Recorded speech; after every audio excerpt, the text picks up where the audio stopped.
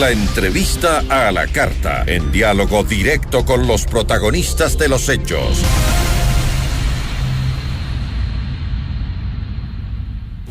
Nos acompaña a esta hora Alberto Dajic, ex vicepresidente de la República y analista económico.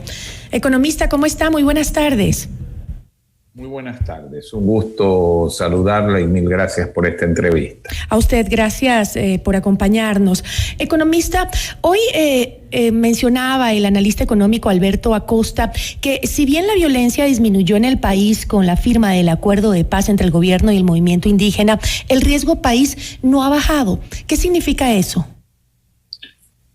Bueno, Gisela, significa algo muy simple y es que el mundo percibe que los riesgos del Ecuador no han bajado por el hecho de que se firme esto, porque lo que el acuerdo implica, complica la economía ecuatoriana. No es pan para hoy y hambre para mañana, es hambre hoy y hambre para mañana. Ahora, para los organismos de crédito internacional como el Fondo Monetario, aumentar el gasto público para responder a las demandas de los indígenas nos convierte en un país entonces de mucho riesgo para las inversiones o incluso para cumplir con nuestros acuerdos y con nuestros acreedores. Bueno, ¿invertiría usted en un país en el cual una minoría se toma las calles, secuestra pozos petroleros, obliga a la gente a no trabajar, destruye propiedad pública y privada y grita que el presidente de la República hay que tumbarlo? Es difícil que alguien quiera invertir. Es muy difícil que las acciones de la CONAIE favorezcan la inversión extranjera. Es todo lo contrario, la ahuyentan y la ahuyentan con energía atómica. Ahora, los impuestos que se aprobaron en la última reforma tributaria le darían al Estado 800 millones de dólares adicionales para este año. Pero para firmar la paz con los indígenas, el Estado incrementó su gasto permanente en 500 millones de dólares. ¿Cómo afecta eso al día a día de los ecuatorianos? Es decir, ¿cómo le afecta eso al ciudadano trabajador, al comerciante, a la gente de a pie, como dicen? En que el Estado tiene menos recursos para atender necesidades que son tan abundantes. Y por sobre todas las cosas afecta en que, como lo expresé en un artículo de Diario El Universo el día domingo, es una condena perpetua. Los indígenas manipulados, porque ellos no son los responsables, sino su dirigencia, más los infiltrados, más líderes de otras organizaciones que tienen una clara agenda de desestabilización en el Ecuador, marchan, destruyen propiedad, luchan. ¿Para qué? Para que se les baje el combustible. Gisela, los indígenas no consumen ni el 1% del combustible del Ecuador. ¿Qué hay detrás de todo? Por lo tanto, sí, el subsidio, ellos han luchado y han destruido el país para que otros se lleven la plata. Esto es ridículo. Pero además para que el Estado, que es el único que los puede sacar de la pobreza con una correcta política social, para que el Estado se quede sin recursos y no los pueda atender. Es que es inentendible. Y ahora el tema de los precios de los combustibles todavía está en conversación, porque un sector del movimiento indígena no estaba conforme con esos 15 centavos menos de los precios de los combustibles. Insisten en que sea 40, pero todo el subsidio que va a pagar ahora el Estado en combustibles es 345 millones de dólares. ¿No era una mejor alternativa adicionales a los 3.000 que ya existen? O sea, son 3.345 millones de dólares. Eso es insostenible. Eso es insostenible. Pero ¿por qué no se buscó una focalización directa de una vez? Bueno, porque cuando a usted le tienen secuestrado un hijo, usted no dialoga. Usted negocia el rescate, y lo que negoció el gobierno fue un rescate de la democracia y un rescate de la paz social. Y me decía algo sobre esos 3.345 millones de dólares en subsidios. A esos 3.300 le suma el subsidio que hay para la seguridad social, que vale 1.500 millones de dólares, que es el pago del 40% de las pensiones, cosa que no existe en ningún país del mundo. Esta ligazón entre presupuesto del Estado y seguridad social. Y si suma usted los demás subsidios, el Ecuador está entregando 6 o más puntos del PIB en subsidios. Eso es una bomba de alto poder explosivo, es insostenible. La sociedad ecuatoriana va a explotar por esto. Lo que los ecuatorianos deberíamos salir a marchar y a protestar es para que se elimine el subsidio a los combustibles, para que haya plata para escuelas, para salud, para infraestructura, para atender a los más pobres. No para que el subsidio continúe y se lo lleven las clases más altas y se lo lleven los contrabandistas. Justamente estaba leyendo también que los 3.345 millones de dólares que hoy son los subsidios, nos cuesta en subsidios, es mayor al presupuesto en salud. El presupuesto de salud es 2.600 millones. Bueno, y es igual al de salud. Lo que la CONAIE obliga a que se firme y lo que inclusive muchos ecuatorianos creen que es bueno. El principal problema de este país es que el país no entiende sus problemas. No los entiende. Hay que graduarse de loco para sostener un subsidio que, óigame usted, ha representado a precios de hoy más de 80.000 millones de dólares. Es decir, más que toda la deuda pública del Ecuador. ¿Qué quiere decir eso? Que toda la deuda que el Ecuador ha tomado ha servido para subsidiar los combustibles. Es un acto criminal contra el Ecuador. Es un pecado de la sociedad que no tiene perdón. ¿Qué sectores van a ser los que se van a ver más limitados o qué sectores van a tener que financiar este nuevo gasto permanente de 500 millones de dólares que tiene ahora el Estado? Todos los ecuatorianos estamos financiando eso. Bueno, habrá menos inversión en otras cosas. Eso es lo que va a pasar. Se reducirán gastos en otras cosas.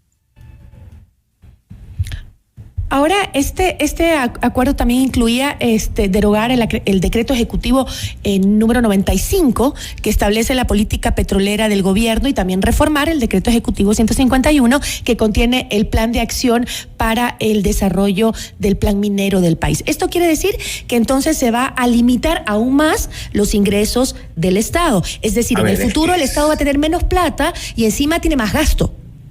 Y tiene más subsidios. Es decir, usted construye la receta para destruir al Ecuador. Y esa dirigencia, que tiene instrucciones desde afuera, también busca la destrucción del Ecuador para, sobre esa destrucción, tratar de captar el poder como el mariateguismo lo proclama. Esto es lo más antiecuatoriano, lo más antipaís, lo más anti la clase popular que uno se puede imaginar. Están condenando a las clases populares a seguir siendo pobres, porque el Estado no va a tener recursos para atenderlos. ¿Cuál cree usted que hubiese sido el camino? Usted decía, el país estaba secuestrado. Es cuando te secuestran un hijo y te sientas a negociar, das lo que sea con tal de que el rescate se dé lo más pronto posible, la liberación se dé lo más pronto posible. Usted hizo esa comparación. ¿Cuál cree que hubiese sido una alternativa mejor? ¿Había o qué podemos hacer en este momento para cambiar ese futuro negro que usted dice que no es pan para hoy y hambre para mañana, sino hambre para hoy y hambre para mañana? Entender que la CONAIE, como está estructurada hoy, como su dirigencia está conduciendo las cosas, o se la desarticula o ella destruye al Ecuador, como en su momento ETA, como en su momento las Brigadas Rojas, como en su momento Sendero Luminoso. No son movimientos para reivindicar nada, son movimientos para destruir, para hacer terrorismo, como Al Qaeda, como el Ejército de Liberación en África. Son movimientos de terror, Gisela, no nos engañemos. No son movimientos que buscan causas sociales, tienen una ideología de odio atrás, de venganza y en muchos casos de destrucción de la sociedad. Ahora tienen 90 días para cumplir con todos estos acuerdos a los que se llegó y que, repito, no estaban conformes todos dentro de la dirigencia indígena en hacer esa firma. Y tienen 90 días, incluso el gobierno ya llamó a la Conferencia Episcopal Ecuatoriana para que ponga fecha para una próxima reunión y concretar los temas. En estas negociaciones, ¿cuál debería ser la actitud para un menor golpe a la economía ecuatoriana? A ver, Gisela, pues el precio del gas tiene que bajar, el precio de la gasolina ya bajó. Uh-huh. ¿Qué va a hacer usted ya? Habría que imponer, y me imagino yo, y lo que dicen los economistas, no seguir negociando el precio de la gasolina, que estaba abierta, quedó abierto. Por supuesto. No ir a esos $40, sino ir a una focalización inmediata para los que realmente más lo necesitan. Hay que ir a la focalización. ¿Cómo debería ser ese mecanismo? Y a elevar el precio al nivel que debe elevarse. El promedio en Latinoamérica está por encima de los $5. Por encima de los $5 el promedio. Y aquí en el Ecuador estamos con un promedio ya de 2 y alguito. Casi 2. O sea, esto es una verdadera locura. Una verdadera locura. ¿Qué sabemos nosotros de genial que desconocen el resto de países latinoamericanos? ¿Son idiotas los demás países que tienen tan alto el combustible? ¿Y somos nosotros brillantes? ¿O qué pensaría usted? ¿Quién es el equivocado? Pero ¿no debería ir ya el gobierno a esas mesas de diálogo con un plan estructurado de un proyecto de focalización técnico? Sí, estoy totalmente de acuerdo en eso. ¿Cuál debería ser ese? Focalizar el transporte público urbano, que es el que realmente impacta a los pobres, y en las comunidades indígenas dar cupos a los indígenas que usan combustible. Ahora, Leonidas Sisa, dirigente de la CONAIE, había planteado que siguen en alerta, ¿no? Que si es que las cosas no se van cumpliendo a medida de cómo se ha planificado y como ellos han pedido, pues simplemente volverán a la lucha en las calles. ¿Usted considera que eso podría darse y cuánto afectaría a nuestra economía? Bueno, sería la destrucción del Ecuador y no hay que permitirlo. Definitivamente la ley permite cortar esto y hay que ejercer todo el peso de la ley. ¿Usted como economista cree que hubiese tenido, si estuviese sentado en esa mesa, alguna otra alternativa a la que usted dice que no fue la más correcta? Bueno, el otro día vi un reportaje de todos los levantamientos indígenas, el gran levantamiento en la época de Rodrigo Borja, el antecesor al gobierno en el cual yo fui vicepresidente, y los levantamientos posteriores. En nuestro gobierno no hubo porque las cosas se manejaron bien. Es decir, hay que manejar bien las cosas. Creamos una Secretaría de Asuntos Indígenas para hacer muchos proyectos y promover el desarrollo de las comunidades indígenas y aplicamos la ley. Pero es en definitiva lo que muchos analistas también dicen, es la consecuencia de una postergación de años hacia un sector que ha venido planteando sus necesidades y que nunca se lo ha tomado en cuenta. ¿Usted está de acuerdo? A ver, que ha habido postergación, ¿qué ecuatoriano no puede estar de acuerdo? Que hay una deuda para con ellos, ¿qué ecuatoriano no puede estar de acuerdo? Pero se necesitan recursos. Y los primeros en impedir que el Estado tenga recursos son ellos mismos, obligando a que el combustible baje, pues. Si los 80.000 millones de dólares de subsidio, el 10% se hubiese entregado a las comunidades indígenas, ¿cuál sería la realidad de ellos hoy? Es que esto es un absurdo, es el juego del absurdo, es la comedia del absurdo. Quieren mejorar y buscan garantizar que no puedan mejorarse. ¿Por qué? Porque le quitan recursos al Estado y promueven un subsidio que no les va a ellos, sino a otros. Es lo más irracional que he visto, Gisela. ¿Y cuál va a ser de ahora en adelante la actitud del Fondo Monetario con los créditos que estaban previstos para el Ecuador si no estamos cumpliendo con el recorte del gasto público, que era una de las cláusulas que ponían? Bueno, las metas se han ido cumpliendo y ahora recortarán en algún otro lado.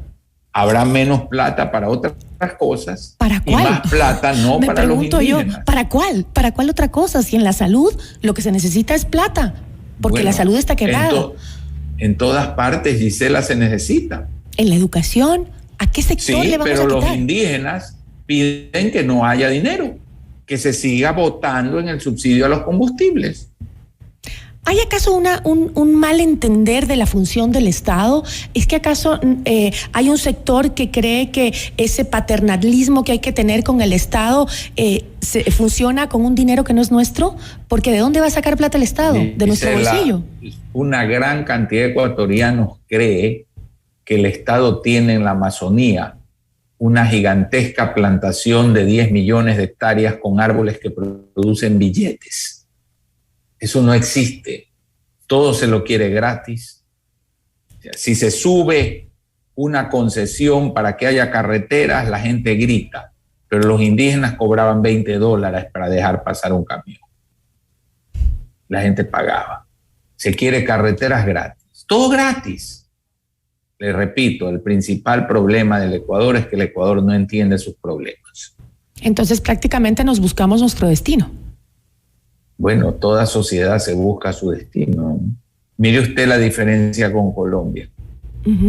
Líderes tan opuestos como Uribe y Petro se sientan a conversar. Eso es tener un proyecto de país. Eso es una visión de país, definitivamente. Yo le agradezco, se nos acaba el tiempo, economista. Muchísimas gracias. Esperemos que las alternativas se den y que lo que vivimos no nos vuelva a pasar, aunque recuerdo que ya lo dije en el 2019 también. Así es. Esa es la grave situación. Muchas gracias. A usted, economista, una buena tarde. Alberto Dajic, economista.